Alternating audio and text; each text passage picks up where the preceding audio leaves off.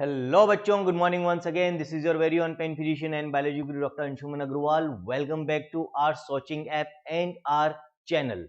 ठीक है बच्चों, तो यहाँ पर एज यू ऑल नो हम तैयारी करते हैं नीट बायोलॉजी की। हमारा टारगेट है कि हमें नीट बायोलॉजी में 360 आउट ऑफ 360 अटेंड करने हैं। 340 प्लस तो लाने ही लाने हैं बच्चों, क्योंकि हम ये जानते हैं कि यदि अब हमें सेलेक्ट होना है तो हमें बायोलॉजी में 340 प्लस मार्क्स लाने ही पड़ेंगे। कट ऑफ इतनी ज्यादा हाई जा रही है कि उसके बिना काम नहीं चलेगा। यदि आप बायोलॉजी में 340 प्लस मार्क्स इंश्योर कर लेते हो तो आपके सिलेक्शन के चांसेस बहुत ज्यादा बढ़ जाएंगे।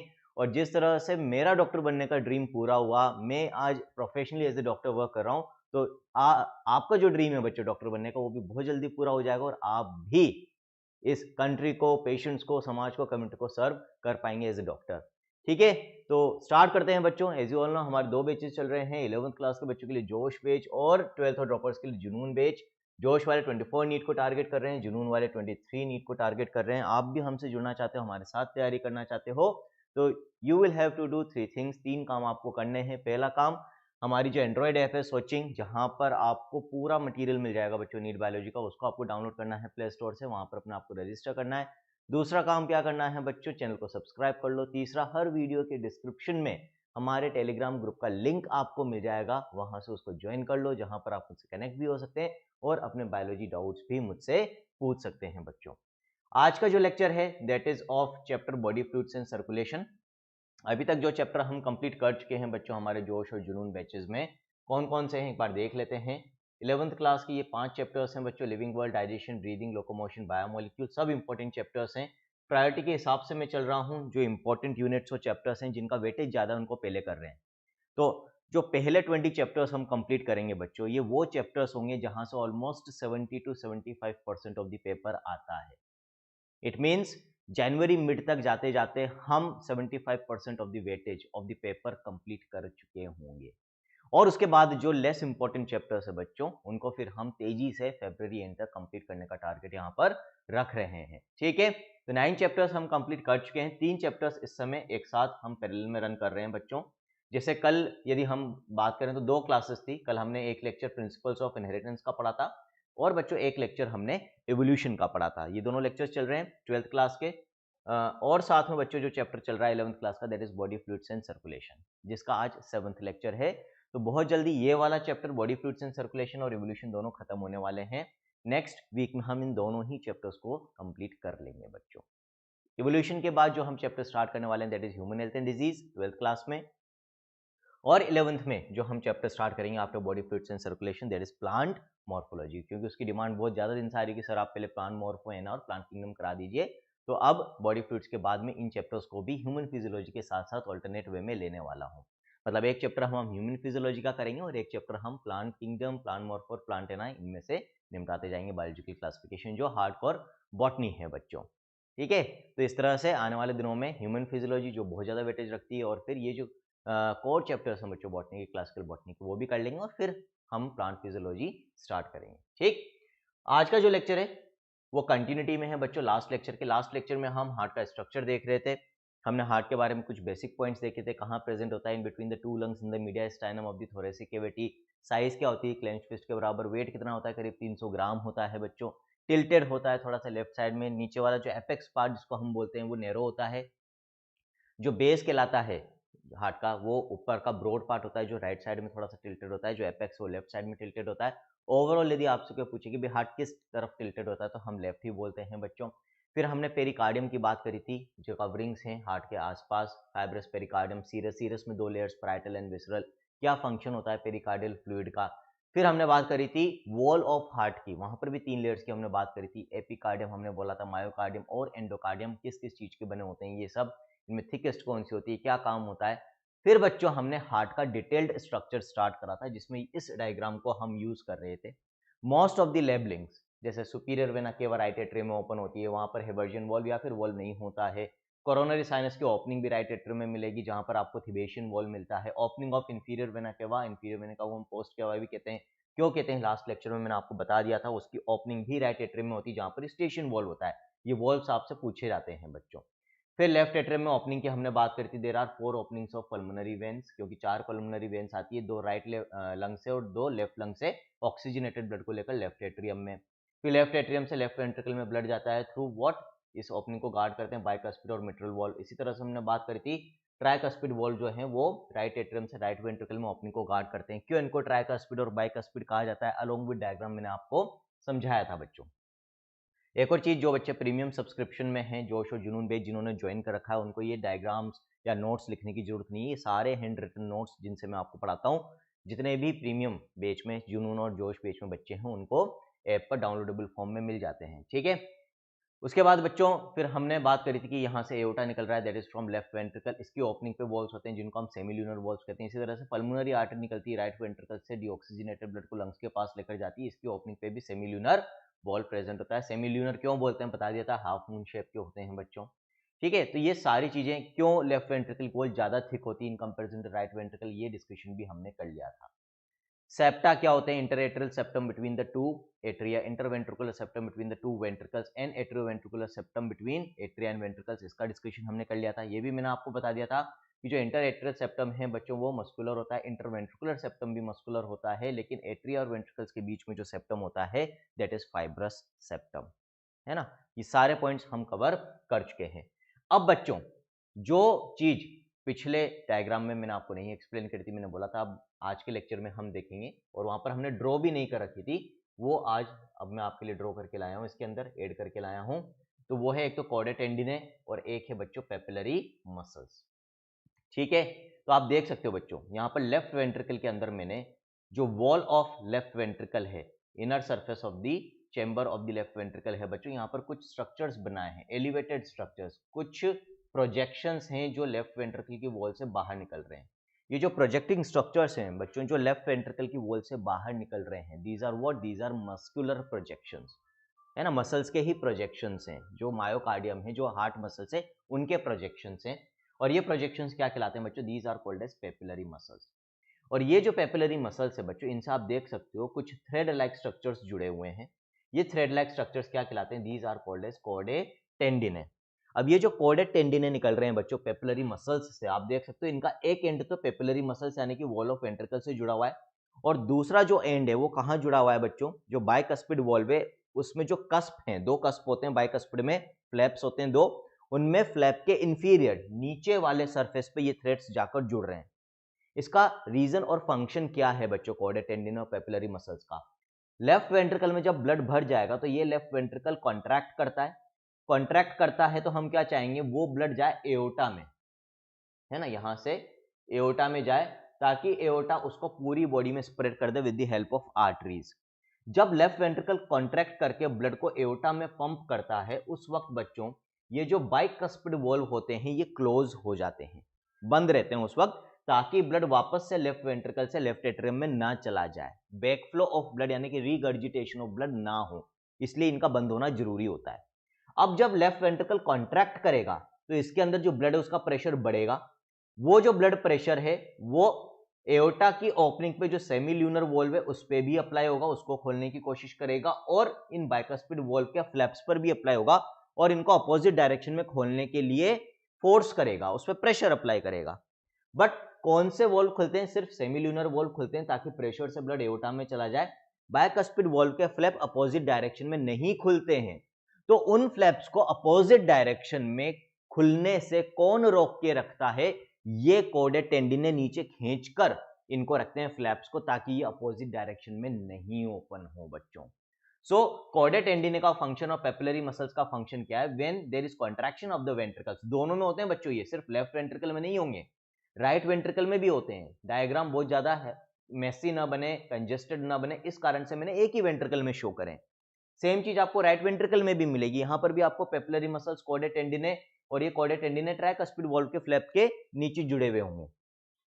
तो पेपिलरी मसल्स और कॉर्डा टेंडिने का फंक्शन क्या है कि जो वेंट्रिकल्स कॉन्ट्रैक्ट होंगे तो ये पेपिलरी मसल्स और कॉर्डा टेंडिने, ये जो एवी वॉल्व्स होते हैं, एट्रियोवेंट्रिकुलर वॉल्व्स, यानी कि valves present between the atria and ventricles, tricuspid and bicuspid, इनके फ्लैप्स को अपोजिट डायरेक्शन में ओपन होने से रोक कर रखते हैं। This is the function of papillary muscles and chorda टेंडिने, याद रखना है बच्चों अपने को अच्छे से, क्लियर है, ये पूछा जाता है। यदि किसी कारण से पेपिलरी मसल्स और कॉर्डा टेंडिने में किसी तरह का कोई डैमेज हो जाए या प्रॉपर्ली काम नहीं करें तो क्या होगा, जब वेंट्रिकल्स कॉन्ट्रैक्ट करेंगे तो ये फ्लैप्स अपोजिट डायरेक्शन में ओपन हो जाएंगे और कुछ अमाउंट ऑफ ब्लड इसमें तो जाएगा, एओर्टा में भी जाएगा, ये कॉन्ट्रैक्ट करेगा तो पल्मोनरी आर्टरी के अंदर जाएगा, लेकिन जब ये वेंट्रिकल्स कॉन्ट्रैक्ट करेंगे तो कुछ अमाउंट ऑफ ब्लड किधर जाएगा, ventricle to atrium, back flow होगा, रीगर्जिटेशन जिसको हम कहते हैं, ठीक है। और उसकी वजह से कहीं ना कहीं एफिशिएंसी ऑफ कंडक्शन और फ्लो ऑफ ब्लड खराब हो जाएगी ना, जितना ब्लड एओर्टा में जाना चाहिए था उतना नहीं जाएगा,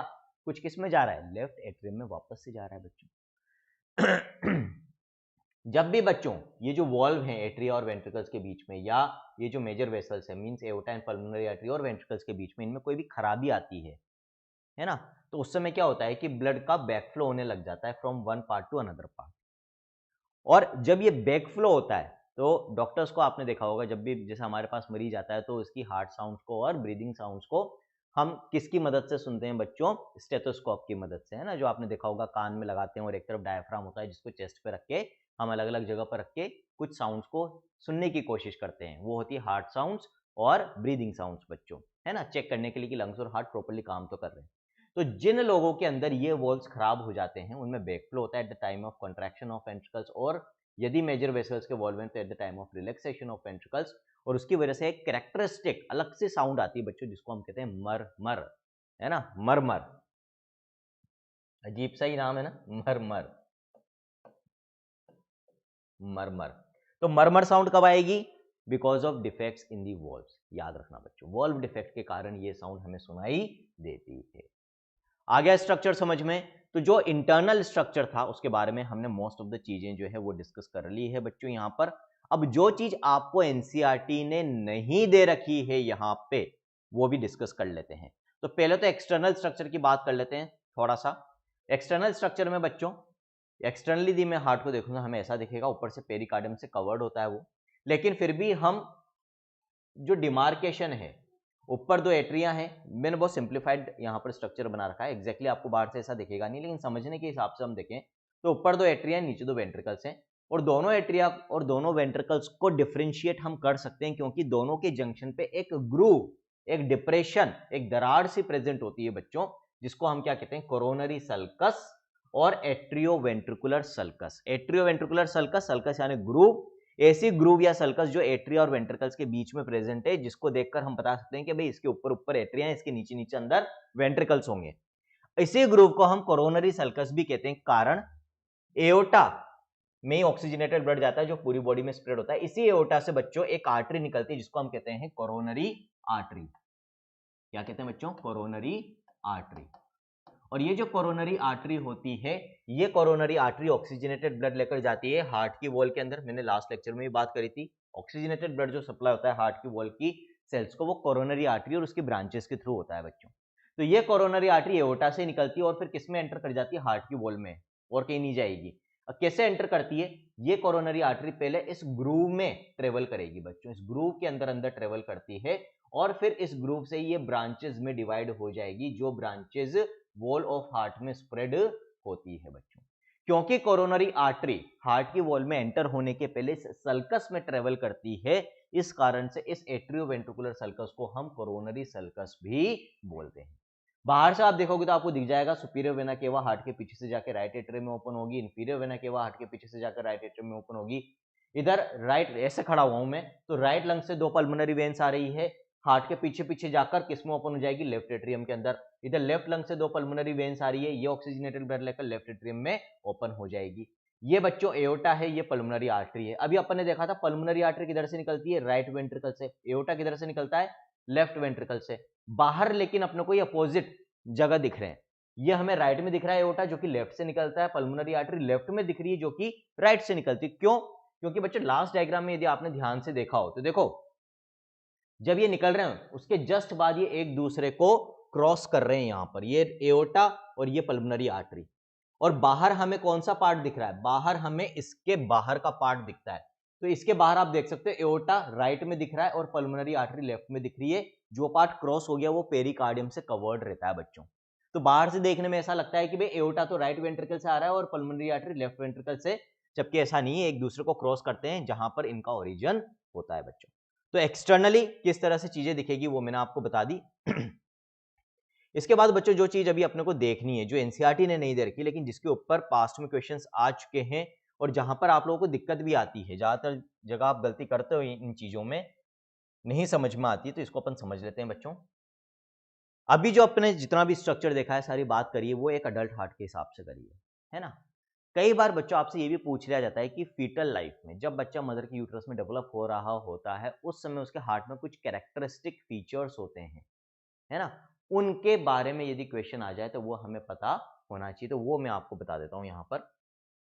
फीटल सर्कुलेशन की यदि हम बात करें, यानी कि किस तरह से हार्ट काम करता है ड्यूरिंग फीटल लाइफ, तो बच्चों फीटल लाइफ में जो अभी अपन ने सेप्टा की बात करी थी, inter atrial septum means the wall present between the right and left atrium, interventricular septum the wall present between left ventricle and right ventricle, and atrioventricular septum जो दोनों एट्रिया और दोनों वेंट्रिकल्स के बीच में होता है। सेप्टा की बात करी थी। इनमें से यदि मैं दो सेप्टा की बात करूं, एक तो इंटर एट्रियल सेप्टम और दूसरा बच्चों इंटरवेंट्रिकुलर सेप्टम, दोनों एट्रिया और दोनों वेंट्रिकल्स के बीच बीच के जो सेप्टम होते हैं, तो फीटल लाइफ में बच्चों इन सेप्टा के अंदर कुछ छेद होते हैं, कुछ होल्स होते हैं। इंटर एट्रियल सेप्टम के अंदर जो होल होता है उसको हम कहते हैं फोरामेन ओवेलिस। इसी तरह से इंटरवेंट्रिकुलर सेप्टम के अंदर कई छोटे छोटे आपको छेद मिलेंगे, जिनको हम पर्टिकुलर नाम नहीं देके हम क्या बोल देंगे कि भाई foramina is plural for foramen. Foramen का मतलब होता है hole. There are multiple small foramina in the interventricular septum. कब की बात कर रहा हूं? फीटल लाइफ की बात कर रहा हूं। तो इसको यदि बच्चों अपन ड्रॉ करना चाहें, एक सिंप्लीफाइड स्ट्रक्चर यदि हम ड्रॉ करें,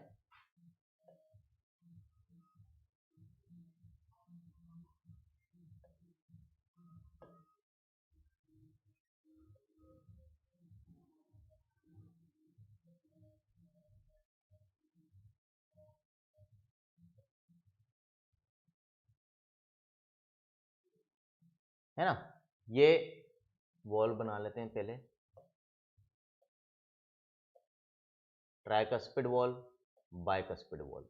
ये हमारा right atrium, left atrium, left ventricle, right ventricle. ठीक है, पार्टीशन बना देते हैं भाई। ये हो गया अपना एट्रियो वेंट्रिकुलर सेप्टम, इसके ऊपर ऊपर एट्रिया, इसके नीचे नीचे वेंट्रिकल्स हैं बच्चों। ये वाला हमारा क्या है? इंटर वेंट्रिकुलर सेप्टम, और ये वाला क्या है? Inter atrial septum. तो ये पार्टीशन जो दोनों एट्रिया के बीच में, this is inter atrial septum. ठीक है, ये वाला जो पार्टीशन है this is inter ventricular septum. ठीक, होता क्या है फीटल लाइफ में, राइट एट्रियम और लेफ्ट एट्रियम के बीच में ये जो इंटर एट्रियल सेप्टम है, इस इंटर एट्रियल सेप्टम में क्या होगा बच्चों? एक छेद प्रेजेंट होगा।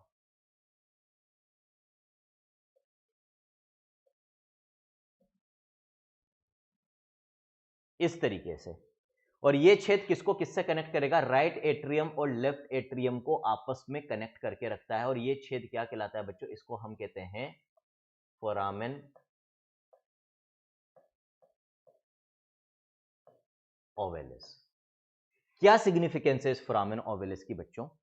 ध्यान रखना, जब तक बच्चा मदर के यूट्रस में होता है, उसकी जो ऑक्सीजन रिक्वायरमेंट है वो मदर के ब्लड से फुलफिल होती है थ्रू दी प्लेसेंटा, है ना। मदर के ब्लड से ऑक्सीजन प्लेसेंटा के थ्रू, और अम्बलाइकल कॉर्ड में जो फीटल ब्लड वेसल्स होती है उनके through, umbilical artery, umbilical veins ये पार्टिसिपेट करती है वहां पर फीटल सर्कुलेशन में, उनके थ्रू कहां पर आती है? बच्चे के ब्लड में। और जो CO2 है वापस इसी अम्बलाइकल कॉर्ड के थ्रू, इन अम्बलाइकल वेसल्स और प्लेसेंटा के थ्रू मदर के ब्लड में CO2 चली जाती है। मतलब जब तक बच्चा मदर के यूट्रस में, उसके लंग्स काम नहीं करते हैं, लंग्स नॉन फंक्शनल होते हैं। वैसे बच्चों आपको याद होगा ह्यूमन रिप्रोडक्शन अपन पढ़ चुके हैं, जब तक बच्चा मदर के यूट्रस में होता है वो एक फ्लूइड में, एमनियोटिक फ्लूइड में डूबा हुआ रहता है।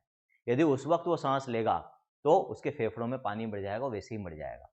तो जब तक बच्चे का जन्म नहीं होता, जन्म लेने के बाद जो बाहर आने के बाद हवा में पहली सांस वो लेता है, जो कि उसकी पहली क्राई डिनोट करती है, जब पहली बार वो रोता है तब उसके लंग्स फंक्शनल होते हैं। जब तक उसके लंग्स फंक्शनल नहीं है, मतलब कि वो मदर के यूटरस के अंदर है बच्चों, तब तक होगा क्या? इस राइट वेंट्रिकल से जो पल्मोनरी आर्टरी निकलती है, जो डीऑक्सीजनेटेड ब्लड लंग्स के पास लेकर जाती है, और वो हमने देखा था कि आगे चल के लंग्स में जाकर किस में डिवाइड हो जाती है बच्चों? पल्मोनरी कैपिलरीज के अंदर, जिनके लेवल पे एक्सचेंज ऑफ गैसेज होता है ना। और वहां से ब्लड किस में जाता है? पल्मोनरी वेन्स, और पल्मोनरी वेन से लेफ्ट एट्रियम में ऑक्सीजनेटेड ब्लड आता है। तो जब तक बच्चा मदर के यूट्रस में है तब तक ये जो पल्मोनरी कैपिलरीज है बच्चों, दीज रिमेन क्लोज्ड, बंद रहती है, ये कॉन्स्ट्रिक्टेड रहती है जब तक कि बच्चा मदर के यूट्रस में है। मतलब जो ब्लड है बच्चों वो राइट वेंट्रिकल से पल्मोनरी आर्टरी में जाएगा तो सही लंग्स के पास जाने के लिए, क्योंकि अभी लंग्स नॉन फंक्शनल है और पल्मोनरी कैपिलरीज क्लोज्ड है, तो यहां से आगे पल्मोनरी आर्टरी से आगे ये ब्लड नहीं जा पाएगा, यहीं पर आके रुक जाएगा बच्चों। ठीक है, आगे बात समझ में। तो जब तक बच्चा मदर के यूट्रस में ब्लड पल्मोनरी आर्टरी के आगे इनटू द पल्मोनरी कैपिलरीज नहीं जाता है। ठीक, क्यों? क्योंकि ऑक्सीजन मदर के ब्लड से उसको मिल रही है, लंग्स की जरूरत नहीं है ऑक्सीजनेशन के लिए। अब मदर के ब्लड से जो ऑक्सीजन आती है बच्चे के ब्लड में बच्चों, अब यहां पर ध्यान देना, वो जो ऑक्सीजन वाला ब्लड है अब बच्चे का यहां पर उल्टा चलता है फीटल लाइफ में, वो पहले बच्चे के राइट एट्रियम में आता है। ठीक है, फीटल सर्कुलेशन के यदि हम बात करें, अभी यहां पर हम लेवल कर देते हैं नहीं तो बाद में आप लोगों को कंफ्यूजन होगा। ये हम अभी बात कर रहे हैं फीटल सर्कुलेशन की, अडल्ट सर्कुलेशन की बात नहीं कर रहे हैं। अडल्ट्स के अंदर तो राइट एट्रियम के अंदर डीऑक्सीजनेटेड ब्लड आता है थ्रू दी, हम बात करते हैं superior inferior vena cava coronary sinus के थ्रू, वो राइट वेंट्रिकल में जाता है, फिर पल्मोनरी आर्टरी उसको लंग्स के पास लेकर जाती है ऑक्सीजनेशन के लिए, फिर oxygenated blood pulmonary veins left atrium में लाती है, लेफ्ट वेंट्रिकल, फिर एओर्टा से पूरी बॉडी में जाता है, वापस से vena cavas deoxygenated blood right atrium, इस तरह से सर्कुलेशन चलता है। अब फीटल लाइफ में लेकिन क्या होता है, जो ऑक्सीजन मदर के ब्लड से आई थी बच्चे के अंदर, है ना, वो भी अपन बना लेते हैं सारी चीजें ताकि क्लियर हो जाए। मान लो ये यूट्रस है बच्चों, ये बच्चा है ना, और ये बच्चा मदर की वॉल से जुड़ा होता है with the help of umbilical cord and placenta. ठीक, इसमें जो ब्लड वेसल्स होती उनके थ्रू इधर से तो क्या आएगी बच्चों, ऑक्सीजन, और उधर मदर के ब्लड में क्या जाएगी, CO2 through the blood vessels. तो ये जो ऑक्सीजन अभी बच्चे के ब्लड में आएगी, जिन वेसल्स में आती है वो वेसल्स अभी इस ब्लड को कहां लेकर जाती है, इनटू द राइट एट्रियम। तो ऑक्सीजनेटेड ब्लड वैसे तो राइट चेंबर्स में नहीं आता है हमारे अंदर, एडल्ट्स के अंदर, वो तो लेफ्ट एट्रियम में आता है, लेकिन यहां पर किस में आएगा, राइट एट्रियम। राइट एट्रियम से वो ऑक्सीजनेटेड ब्लड किधर जाएगा, राइट वेंट्रिकल में, राइट वेंट्रिकल से किस में जाएगा, पल्मोनरी आर्टरी में। अब इस ऑक्सीजनेटेड ब्लड को हमें कहां पहुंचाना है, लेफ्ट चेंबर्स में, कारण जो डिस्ट्रीब्यूट होगा पूरी बॉडी में वो तो एओर्टा के थ्रू ही होगा, और एओर्टा किससे निकलता है, लेफ्ट वेंट्रिकल से। तो जब तक ये जो ऑक्सीजनेटेड ब्लड राइट चेंबर्स में आया है, इधर के चेंबर्स में नहीं पहुंचेगा, लेफ्ट वेंट्रिकल में नहीं पहुंचेगा, तब तक बच्चे के डेवलपिंग फीटस के बॉडी टिश्यूज को ऑक्सीजन नहीं मिलेगी बच्चों। ठीक है, और क्योंकि पल्मोनरी कैपिलरीज अभी क्लोज्ड है, ये बंद है, तो ये जो ऑक्सीजनेटेड ब्लड राइट वेंट्रिकल से पल्मोनरी आर्टरी में जाएगा, ये आगे नहीं बढ़ पाएगा, पल्मोनरी कैपिलरीज पल्मोनरी वेन्स उस पाथवे से लेफ्ट एट्रियम लेफ्ट वेंट्रिकल में नहीं पहुंचेगा। तो अब हमारे पास कुछ ऑल्टरनेटिव ऑप्शन होने चाहिए जिनसे अपन ये जो राइट चेंबर्स में ऑक्सीजनेटेड ब्लड है इसको लेफ्ट चेंबर्स में पहुंचा सके, ताकि बच्चे को ये ऑक्सीजनेटेड ब्लड मिल जाए। तो भगवान ने क्या करा, फीटल लाइफ में एक छेद बना दिया राइट एट्रियम और लेफ्ट एट्रियम के बीच में, जिसके थ्रू ये ऑक्सीजनेटेड ब्लड इधर चला जाएगा, आ गया लेफ्ट एट्रियम में, लेफ्ट वेंट्रिकल से कहां चला जाएगा, लेफ्ट वेंट्रिकल में। इसी तरीके से बहुत सारे मल्टीपल छेद बना दिए हैं in the interventricular septum between right ventricle and left ventricle, इनके थ्रू भी ये ऑक्सीजनेटेड ब्लड किधर चला जाएगा during fetal life, left ventricle में, और फिर एओर्टा से पूरी बॉडी में चला जाएगा। यही नहीं, जिस जगह पर एओर्टा और पल्मोनरी आर्टरी, यहां से लेफ्ट वेंट्रिकल से एओर्टा निकलेगा, इधर से पल्मोनरी आर्टरी निकलेगी, जैसे ही निकल के एक दूसरे को क्रॉस करते हैं बच्चों, इन दोनों के क्रॉसिंग पॉइंट पर भी इन दोनों के बीच में एक कनेक्शन होता है, एक छोटी सी ट्यूब होती है जो एओर्टा और पल्मोनरी आर्टरी को आपस में कनेक्ट करके रखती है। तो राइट वेंट्रिकल से जो कुछ amount of blood pulmonary artery में जा रहा है, ऑक्सीजनेटेड ब्लड है, अभी फीटल लाइफ की बात कर रहे हैं, वो पल्मोनरी आर्टरी से आगे तो जा नहीं सकता क्योंकि अभी पल्मोनरी कैपिलरीज क्लोज्ड है, तो वो किस में जाएगा, पल्मोनरी आर्टरी से एओर्टा में चला जाता है eight the crossing point of these two vessels, जहां पर एक छोटी सी होलो ट्यूब इन दोनों को कनेक्ट करके रखती है। वो होलो ट्यूब जो फीटल लाइफ में पल्मोनरी आर्टरी और एओर्टा के बीच में कनेक्शन करके रखती है during fetal life at the crossing point, उसको हम कहते हैं डक्टस आर्टेरियोसस। तो तीन कनेक्शंस हो गए राइट और लेफ्ट साइड में during fetal life. Right atrium left atrium के बीच में एक बड़ा छेद होता है, foramen ovalis. Right ventricle left ventricle के बीच में इंटरवेंट्रिकुलर सेप्टम में बहुत सारे छोटे छोटे छेद होते हैं, मल्टीपल स्मॉल फोरामिना, कोई पर्टिकुलर नाम नहीं है बच्चों, ठीक। और एओर्टा और पल्मोनरी आर्टरी के बीच में भी एक कनेक्शन होता है जिसको हम कहते हैं डक्टस आर्टेरियोसस। जब तक फीटल लाइफ है, जब तक बच्चे का बर्थ नहीं हो रहा, ये होल्स खुले रहते हैं, ये कनेक्शंस पेटेंट रहते हैं, यानी कि ओपन रहते हैं, और राइट चेंबर से राइट पार्ट से लेफ्ट पार्ट में ऑक्सीजनेटेड ब्लड ट्रांसफर होता रहता है, बच्चे के टिश्यूज को मिलता रहता है।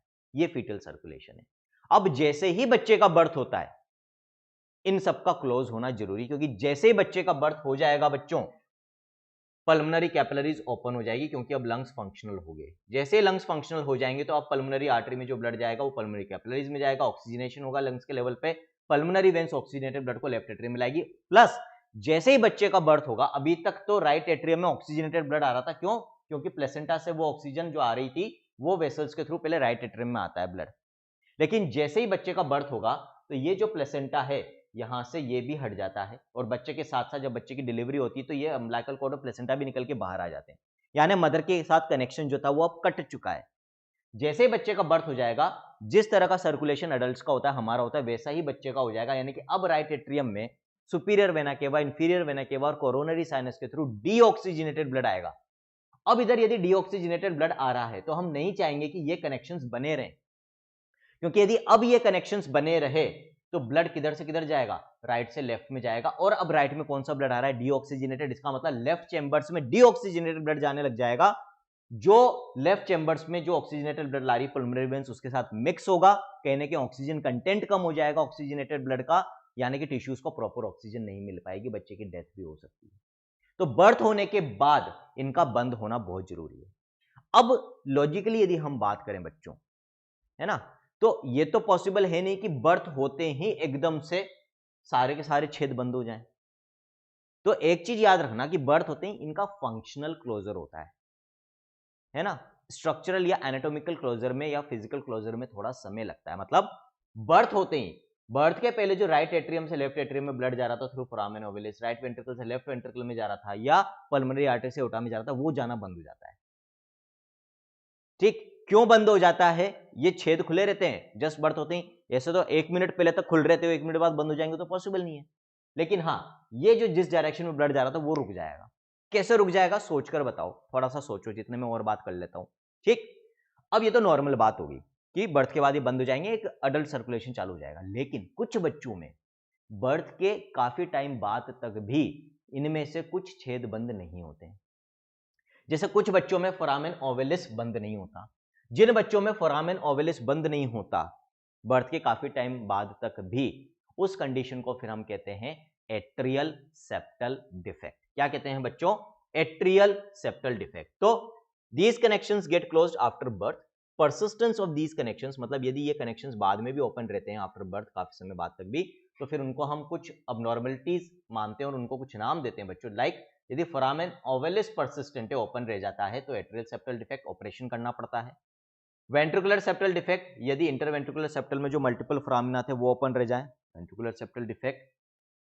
और पल्मोनरी आर्टरी और एओर्टा के बीच में जो कनेक्शन था डक्टस आर्टेरियोसस वो ओपन रह जाए, तो उस डिफेक्ट को हम कहते हैं पेटेंट डक्टस आर्टेरियोसस। पेटेंट का मतलब जैसे कोल्ड ड्रिंक पीने के लिए हम स्ट्रॉ यूज करते हैं, यदि कोल्ड ड्रिंक आ रही है आराम से स्ट्रॉ के थ्रू तो हम कहेंगे स्ट्रॉ पूरी तरह से ओपन है, दैट इज पेटेंट है।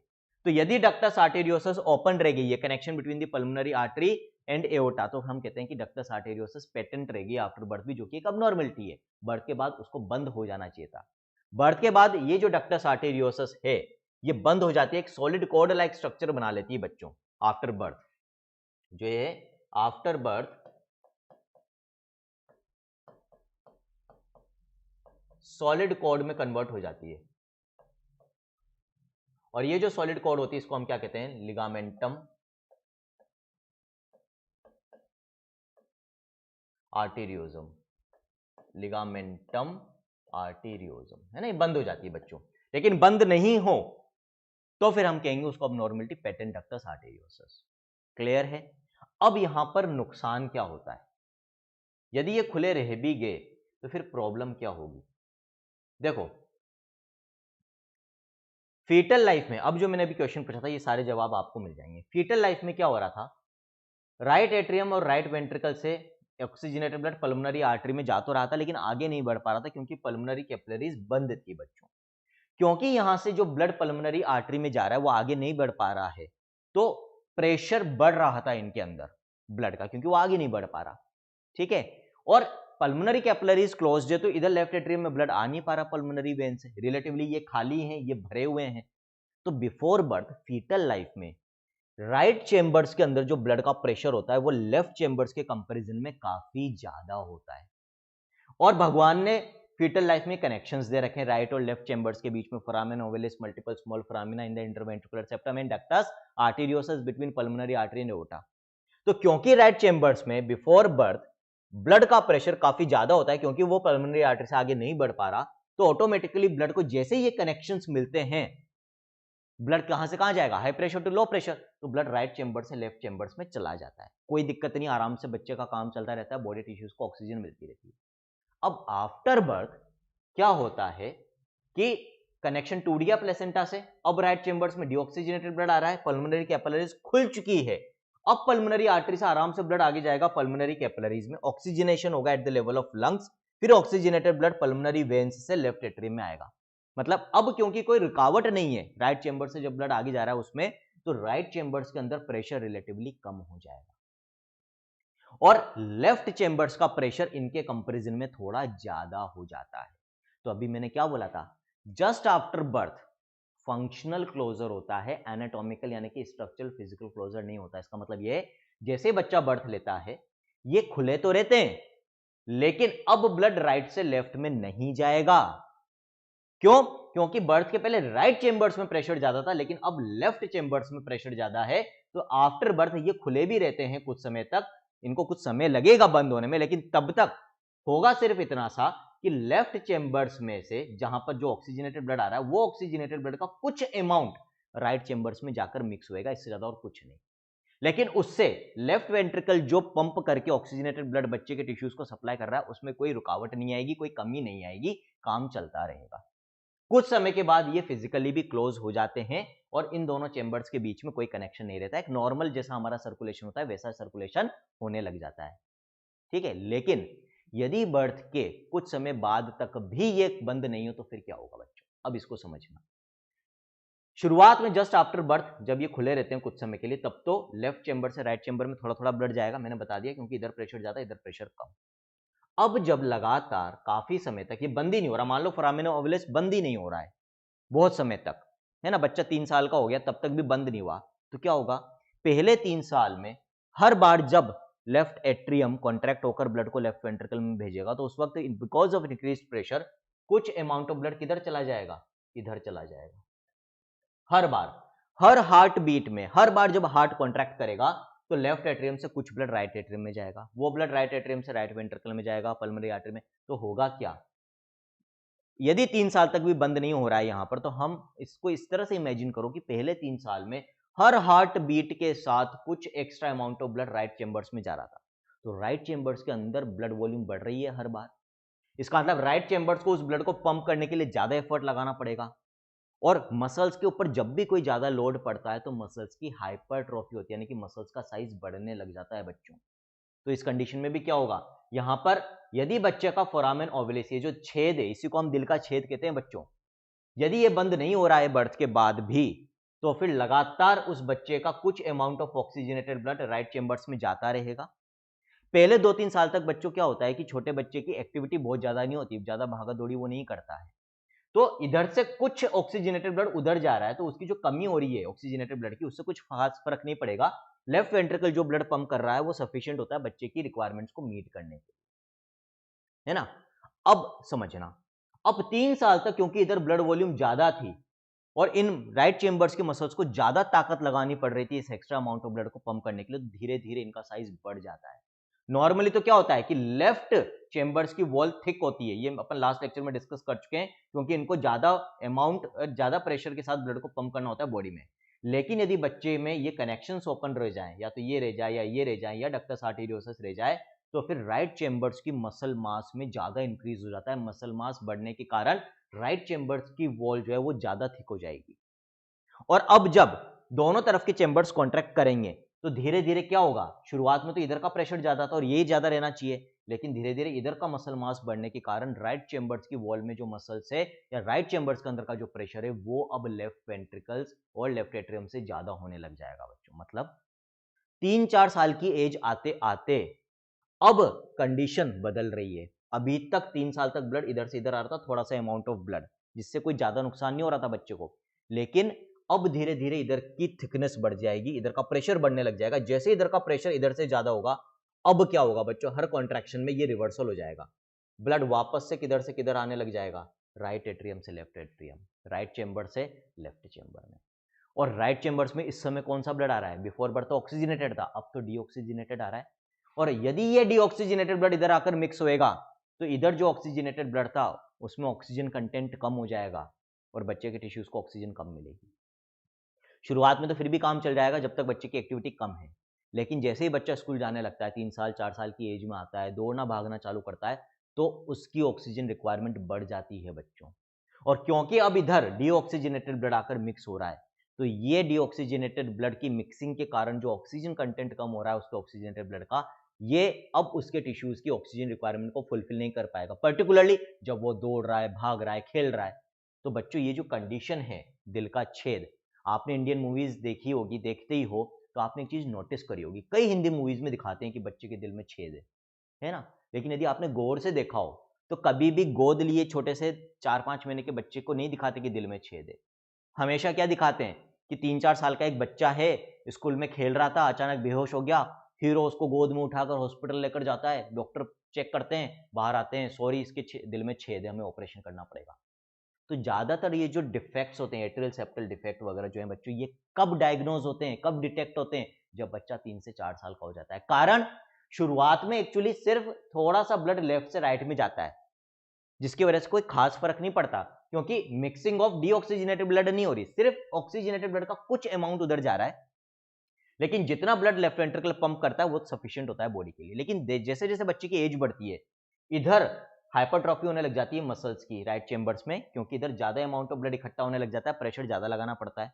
और धीरे धीरे 3 साल की एज तक आते आते इधर का प्रेशर बढ़ जाता है और जो फ्लो ऑफ ब्लड था वो उल्टा हो जाएगा। अब इधर से इधर मिक्सिंग होने लग जाती है डीऑक्सीजनेटेड की ऑक्सीजनेटेड में, प्लस बच्चे की रिक्वायरमेंट भी बढ़ गई अब, क्योंकि दौड़ भाग करने लग गया।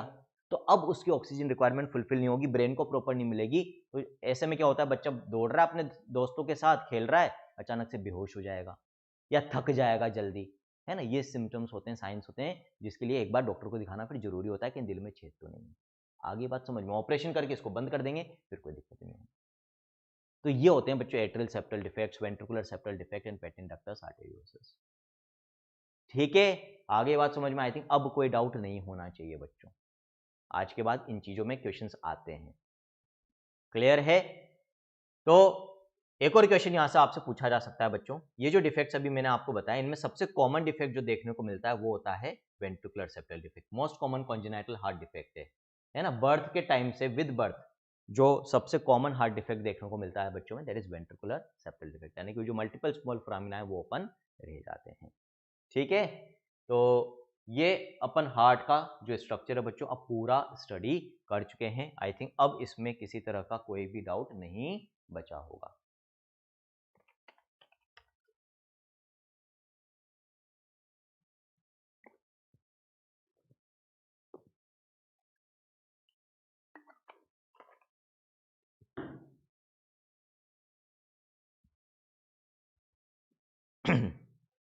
चलो,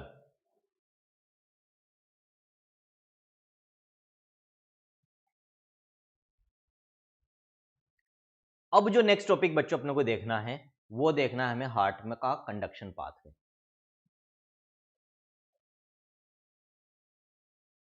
कंडक्शन पाथवे का क्या मतलब है, ये जो अपन ने बच्चों स्ट्रक्चर पढ़ा था हार्ट का, इसमें दो चीजें और जो अभी मैंने आपको नहीं बताई है वो कंडक्शन में हमें पढ़नी थी, अब उनको हम देखेंगे।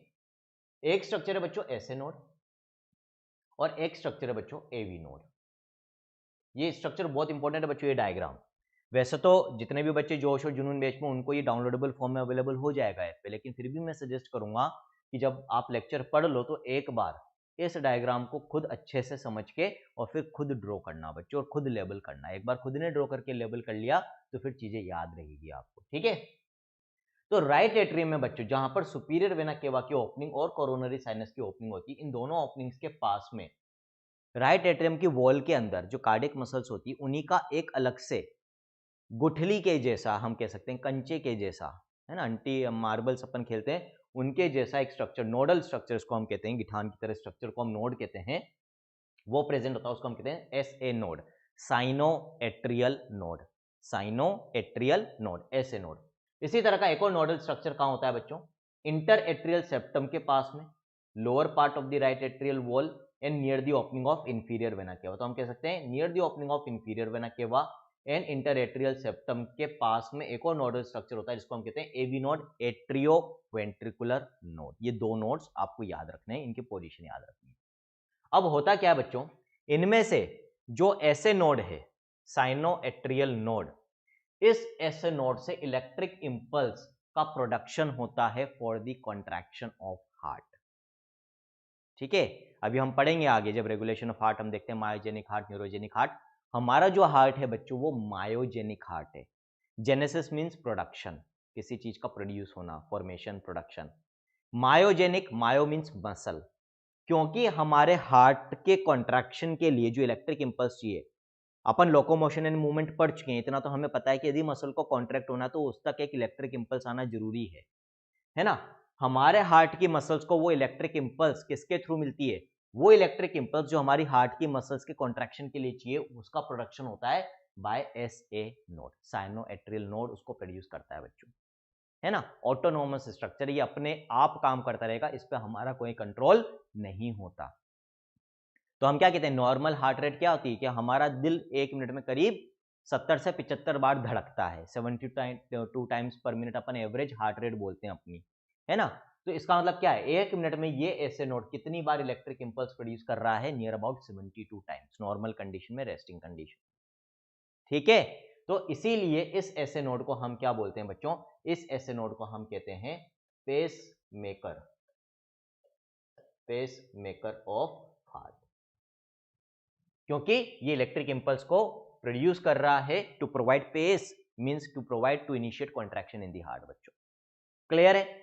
अब होता क्या है, इसको ध्यान से समझना। मैंने एक चीज लास्ट लेक्चर में बोली थी, आज भी मैंने वापस रिपीट करी थी, कि जो इंटरएट्रियल सेप्टम है बच्चों, है ना, partition between the two atria, ये इंटरएट्रियल सेप्टम मस्कुलर होता है, ये भी कार्डियक मसल्स का ही बना हुआ है। इसी तरह से जो इंटरवेंट्रिकुलर सेप्टम है बिटवीन द टू वेंट्रिकल्स, वो भी मस्कुलर होता है, वो भी कार्डियक मसल्स का बना हुआ है। लेकिन दोनों एट्रिया और दोनों वेंट्रिकल्स के बीच का जो पार्टीशन होता है, एट्रियोवेंट्रिकुलर सेप्टम, एवी सेप्टम, वो फाइब्रस होता है, फाइब्रस टिश्यू का बना होता है। मैंने लास्ट लेक्चर में बोली थी, ये चीज याद रखना, क्योंकि नेक्स्ट लेक्चर में काम आएगी। अब वो चीज यहां काम आएगी बच्चों, ध्यान रखना। लोकोमोशन एंड मूवमेंट में भी अपन ने बात करी है, डिफरेंसेस बिटवीन मसल्स देखे हैं बच्चों। वहां एक चीज मैंने आपको बताई थी, जो कार्डियक मसल्स होती है, मान लो ये एक कार्डियक मसल सेल है, ये दूसरी कार्डियक मसल सेल है, दो कार्डियक मसल सेल्स के बीच में जो फ्यूजन होता है प्लाज्मा मेम्ब्रेन का, जहां पर इन दोनों की प्लाज्मा मेम्ब्रेन फ्यूज होती है, उसको हम कहते हैं इंटरकैलेटेड डिस्क, यदि आप लोगों को याद हो तो, इंटरकैलेटेड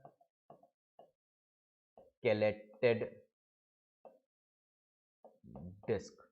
ठीक है, और ये जो इंटरकैलेटेड डिस्क होती है बच्चों, इस इंटरकैलेटेड डिस्क को इंटरकैलेटेड डिस्क क्यों बोलते हैं, क्योंकि यहां पर दोनों प्लाज्मा मेम्ब्रेन्स के थ्रू क्या प्रेजेंट होते हैं, गैप जंक्शंस, जिनके थ्रू ऐसे प्रोटीन चैनल्स प्रेजेंट होते हैं जिनके थ्रू एक सेल से दूसरी सेल में आयंस का ट्रांसपोर्ट हो सकता है।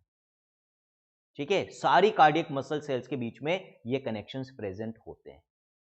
अब एट्रिया यदि देखें, दोनों राइट एट्रियम लेफ्ट एट्रियम, इन दोनों की जो कार्डियक मसल सेल्स है, इनके बीच में भी इंटरकैलेटेड डिस्क है, मतलब एक कार्डियक मसल सेल से दूसरी मसल सेल में आयंस जा सकते हैं। और दोनों एट्रिया में कंटिन्यूअस कनेक्शन है, क्योंकि दोनों के बीच में जो पार्टीशन है वो भी कार्डियक मसल्स का ही बना हुआ है, कहीं पर कोई ब्रेक नहीं आ रहा कंटिन्यूटी में। क्लियर। तो और ऐसे नोड भी राइट एट्रियम की वॉल में प्रेजेंट है, वो भी एक मस्कुलर स्ट्रक्चर है।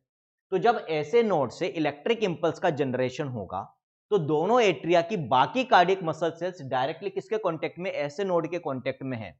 तो ऐसे नोड से प्रोड्यूस होने वाली इलेक्ट्रिक इंपल्स इन गैप जंक्शंस के थ्रू, क्योंकि आयंस का ट्रांसपोर्ट होगा और आयंस चार्ज को कैरी करते हैं, यानी करंट कैरी करेंगे, तो जैसे ही ऐसे नोड इलेक्ट्रिक इंपल्स प्रोड्यूस करेगा, क्योंकि ऐसे नोड दोनों एट्रिया की बाकी कार्डियक मसल सेल्स के साथ कांटेक्ट में है through these gap junctions and intercalated disc, तो रैपिडली एक कार्डियक मसल सेल से दूसरी कार्डियक मसल्स में आयनिक ट्रांसपोर्ट के थ्रू ये इलेक्ट्रिक इंपल्स स्प्रेड हो जाएगी फटाफट, है ना, पूरे राइट एट्रियम की मसल सेल्स में और इंटर एट्रियल सेप्टम के थ्रू लेफ्ट एट्रियम की मसल सेल्स में भी। और क्योंकि ये फ्रैक्शन ऑफ सेकंड्स में एकदम से स्प्रेड हो जाती दोनों में, तो दोनों के दोनों एट्रिया एक साथ कॉन्ट्रैक्ट करते हैं और एक साथ ही रिलैक्स करते हैं। ये कारण होता है कि दोनों के दोनों एट्रिया एक साथ ही क्यों कॉन्ट्रैक्ट करेंगे, एक साथ ही क्यों रिलैक्स करेंगे। This is the reason. I think clear होगा, है ना। केशव बिल्कुल कंसिस्टेंट है लाइव क्लासेस में। सर्दी आते हैं सब बच्चे दुबक गए रजाइयों में, सब रिकॉर्डेड देखते हैं, बट केशव की तारीफ करनी पड़ेगी, ये कंसिस्टेंट रहता है। आया समझ में केशव? ठीक है, क्यों दोनों एट्रिया एक साथ कॉन्ट्रैक्ट करेंगे। इसी तरह से बच्चों, जब इंपल्स वेंट्रिकल्स में पहुंचेगी तो दोनों वेंट्रिकल के बीच में जो इंटरवेंट्रिकुलर सेप्टम है वो भी मस्कुलर है, तो इसीलिए दोनों वेंट्रिकल्स भी हमेशा साथ में ही कॉन्ट्रैक्ट करेंगे और साथ में ही रिलैक्स करेंगे। बट एट्रिया और वेंट्रिकल्स के बीच में जो पार्टीशन है वो फाइब्रस है बच्चों। तो इसीलिए ऐसे नोड से जो इलेक्ट्रिक इंपल्स एट्रिया की मसल सेल्स में स्प्रेड हो रही है वो डायरेक्टली वहां से वेंट्रिकल्स में नहीं पहुंचेगी, क्योंकि एट्रिया और वेंट्रिकल्स के बीच में एक फाइब्रस टिश्यू से बना हुआ पार्टीशन प्रेजेंट है। वो ऐसे नोड से प्रोड्यूस हुई इंपल्स को एट्रियल मसल सेल्स के थ्रू डायरेक्टली वेंट्रिकल्स की सेल्स में नहीं जाने देगा।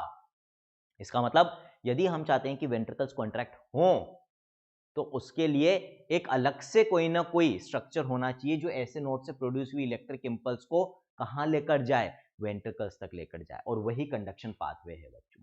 ये कंडक्शन पाथवे ही हार्ट का ऐसे नोड से प्रोड्यूस हुई इंपल्स को वेंट्रिकल की वॉल्स तक लेकर जाता है। कैसे लेकर जाता है देख लेते हैं। ऐसे नोड से जो बच्चों इलेक्ट्रिक इंपल्स प्रोड्यूस होती है उसको कुछ मसल फाइबर्स के बंडल्स, है ना, ये जो मसल फाइबर्स के बंडल्स मैंने यहां पर बना रखे हैं, 3 बंडल्स होते हैं बच्चों, ये एक बंडल, ये दूसरा बंडल, ये तीसरा बंडल, ये मसल फाइबर्स के बंडल्स हैं जो एसे नोड और एवी नोड को कनेक्ट करके रखते हैं। And these bundles are known as what? These bundles are known as inter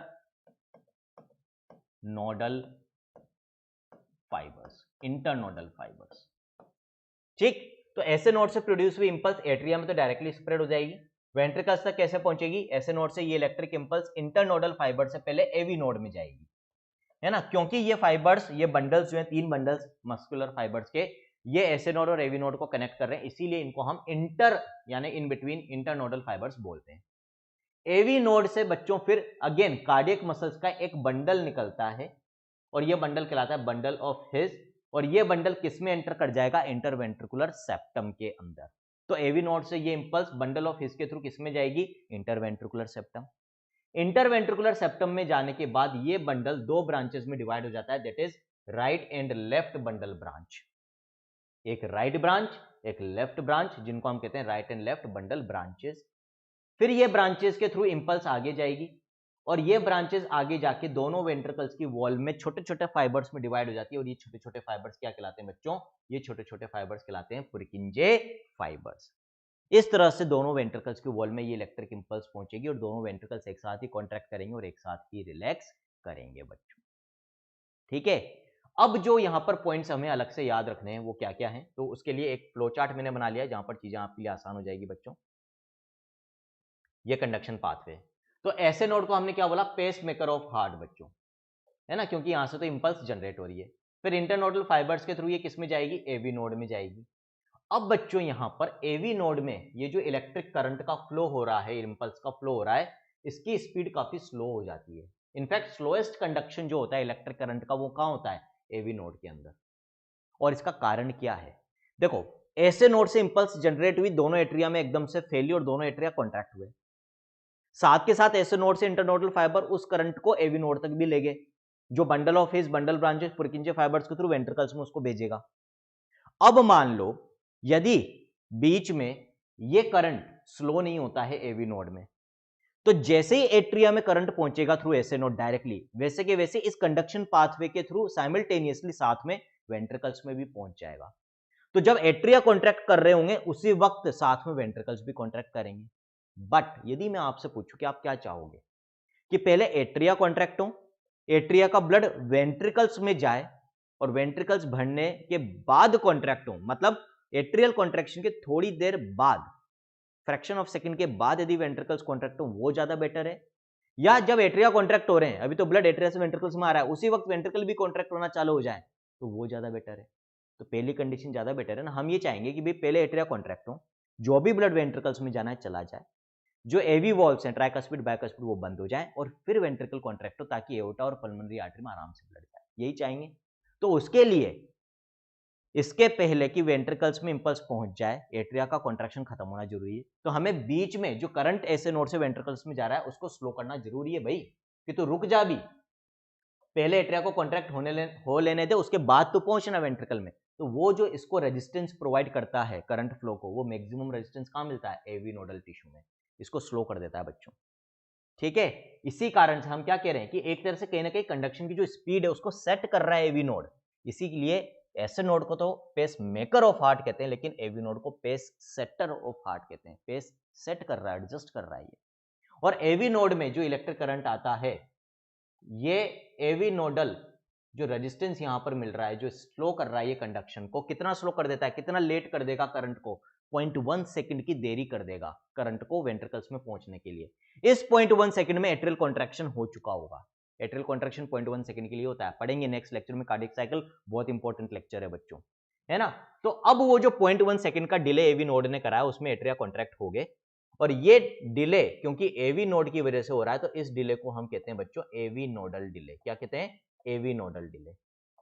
अब एवी नोड से ये करंट बंडल ऑफ हिज में जाएगा, यानी कि इंटरवेंट्रिकुलर सेप्टम। फिर इंटरवेंट्रिकुलर सेप्टम में ये बंडल ऑफ हिज दो ब्रांच में डिवाइड हो गया, right and left bundle branch. फिर ये बंडल ब्रांच छोटे छोटे फाइबर्स में डिवाइड होती है, पुरकिंजे फाइबर्स, जो वॉल ऑफ वेंट्रिकल्स में इस इंपल्स को लेकर जाते हैं। सबसे जो तेज कंडक्शन होता है बच्चों इलेक्ट्रिक इंपल्स का, वो होता है पुरकिंजे फाइबर्स के अंदर। तो स्लोएस्ट कंडक्शन इस पूरे कंडक्शन पाथवे में एवी नोड में होगा, और फास्टेस्ट कंडक्शन होता है पुरकिंजे फाइबर्स के अंदर बच्चों। This is conduction pathway. तो आई थिंक कंडक्शन पाथवे भी क्लियर है, ये भी आपको एनसीईआरटी ने तरीके से नहीं दे रखा है, बट क्वेश्चंस आते हैं, मैंने आपको प्रॉपर्ली बता दिया है। जो जो क्वेश्चंस यहाँ से बन सकते थे वो भी हमने डिस्कस कर लिए हैं। Pace maker, pace setter, AV nodal delay, कितना डिले होता है, क्यों डिले होता है, कुछ भी रट नहीं रहे हैं बच्चों, समझते हुए चीजों को कर रहे हैं और समझते हुए ही आगे भी करना है। ठीक, तो पूरा जो स्ट्रक्चर ऑफ हार्ट है, जो जो क्वेश्चंस बन जाते हैं, डिफेक्ट्स इन द हार्ट जो हो सकते हैं बच्चों, atrial septal, ventricular septal, patent ductus arteriosus, ligamentum आर्टेरियोसम क्या होता है, ये आपसे पूछा जाता है कि बर्थ के बाद जो डक्टस आर्टेरियोसस था, connection between pulmonary artery and aorta, वो बंद हो जाता है, सॉलिड कोड लाइक बन जाता है, जिसको हम लिगामेंटम आर्टेरियोसम कहते हैं। नहीं हो तो डिफेक्ट होता है, उस डिफेक्ट को हम पेटेंट डक्टस आर्टेरियोसस कहते हैं। उसके बाद कंडक्शन पाथ में पूरा ऐसे नोड कहाँ होता है, एवी नोड कहाँ होता है, ऐसे नोड का क्या काम है। एक और चीज बच्चों, जितनी भी कार्डियक मसल सेल्स है, हर एक के पास ये कैपेसिटी होती है कि वो अपनी इलेक्ट्रिक इंपल्स प्रोड्यूस कर ले। लेकिन फिर ऐसे नोड के हिसाब से क्यों चल रहा है हार्ट, क्योंकि इन सब में जो सबसे तेज स्पीड होती है, रेट होती है, मतलब इंपल्स को प्रोड्यूस करने की, देखो speed of flow of current अलग है, और एक मिनट में कितनी इलेक्ट्रिक इंपल्स प्रोड्यूस हो रही है, वो रेट ऑफ इंपल्स जनरेशन अलग है। तो ऐसे नोड करीब करीब एक मिनट में 70 इंपल्स जनरेट करता है नॉर्मल कंडीशन में, 70-72 है ना हम बोलते हैं।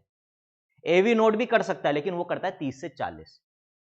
तो इस कारण से, और दूसरे मसल सेल्स भी कर सकते हैं, कार्डियक मसल सेल्स हार्ट के अंदर, लेकिन सबकी जो रेट ऑफ इंपल्स प्रोडक्शन है, कोई एक मिनट में 20 करेगा, कोई एक मिनट में 25 करेगा, कोई एक मिनट में 30 करेगा, वो ऐसे नोड से कम ही है। तो क्योंकि ऐसे नोड की इंपल्स कंडक्शन की रेट इन सबसे ज्यादा है, तो ऐसे नोड के हिसाब से ही सारे के सारे काम करेंगे। मान लो यदि ऐसे नोड काम करना बंद कर दे, तो फिर सेकंड हाईएस्ट जो कंडक्शन रेट है वो एवी नोड की है। तो यदि कभी ऐसे नोड बंद भी हो जाए, तो उस समय कुछ समय के लिए हार्ट किसके हिसाब से चलेगा, एवी नोड के हिसाब से, लेकिन वो सफिशिएंट नहीं होगा हार्ट की फंक्शनिंग के लिए, जिस कारण से वो पर्सन सर्वाइव ज्यादा समय तक नहीं कर पाएगा। लेकिन हाँ, जब तक ऐसे नोड काम कर रहा है, एवी नोड मास्क रहेगा, वो इंपल्स प्रोडक्शन नहीं कर पाएगा। लेकिन यदि ऐसे नोड की स्पीड मान लो एवी नोड की रेट ऑफ इंपल्स प्रोडक्शन से कम हो जाए, है ना, rate of impulse production not speed, rate of impulse production of ऐसे नोड, यदि एवी नोड की रेट ऑफ इंपल्स प्रोडक्शन से कम हो जाए, तो फिर एवी नोड के हिसाब से हार्ट चलने लग जाएगा बच्चों, है ना। एक्टोपिक्स वगैरह बहुत सारी चीजें आप पढ़ोगे एमबीबीएस में, वहां पर ये सारी बात होगी। केशव क्या कह रहा है भाई, सर इफ ऐसे नोड जनरेट लेस इलेक्ट्रिक, वही मैंने अभी बता दिया ना बेटा। केशव आप देखो, आपने क्वेश्चन पूछा उसके पहले मैंने जवाब दे दिया है आपको, है ना। तो उस केस में लेकिन फिर एवी नोड से जो प्रोड्यूस होगी वो सफिशियंट नहीं होती, तो हमें कहीं ना कहीं ऐसे नोड के ही काम को रिप्लेस करने के लिए आर्टिफिशियल पेस मेकर लगाना पड़ता है। आर्टिफिशियल पेस मेकर में पढ़ा हुआ लास्ट में पूछा रहता है क्योंकि क्वेश्चन, तो मिसलेनियस पॉइंट जब हम पढ़ेंगे इस चैप्टर के डिसऑर्डर्स वगैरह, वहां पर हम बात करेंगे बच्चों पेस मेकर की। तो वहां पर फिर आर्टिफिशियल पेसमेकर बैटरी से कनेक्टेड एक डिवाइस लगा दिया जाता है जो ऐसे नोड की जगह इंपल्स को कंडक्ट करने का इंपल्स को प्रोड्यूस करने का काम करता है, इंपल्स को जनरेट करेगा बच्चों। ठीक है केशव, आगे बात समझ में? यदि ऐसे नोड प्रॉपर्ली नहीं प्रोड्यूस कर पा रहा है, लेस इंपल्स प्रोडक्शन कर पा रहा है, रेट कम हो जाती है, तो फिर आर्टिफिशियल पेसमेकर का यूज किया जाता है। तो आज का लेक्चर बहुत बहुत ज़्यादा इंपॉर्टेंट था, पिछला भी था, पूरा structure of heart and cardiac cycle बहुत इंपॉर्टेंट है बच्चों, इनमें हर बच्चे को दिक्कत आती है।